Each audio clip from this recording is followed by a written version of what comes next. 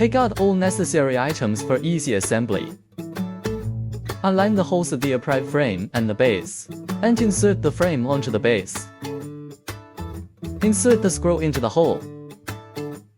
Screw on the nut. And tighten it with a wrench.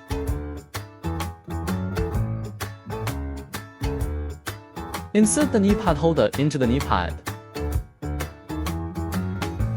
And lock it with the locking screw.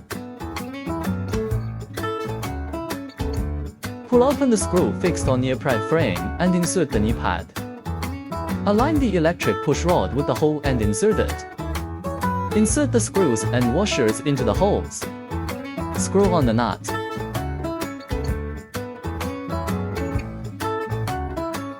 And lock it with a tool. Attach the two plastic round covers to the hanger rod hole. Insert the hanger rod into the upright frame. Insert the screws and washers into the holes. Screw on the nut. And tighten with a wrench.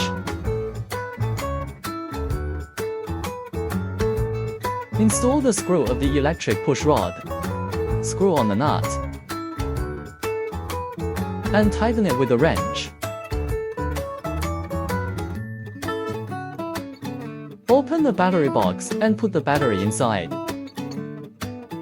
Push the battery box downwards to the position of the battery box holder. Insert the remote control and motor connecting plugs into ports 1 and 2 on the battery box. Rear locking casters. Adjustable base foot pedal.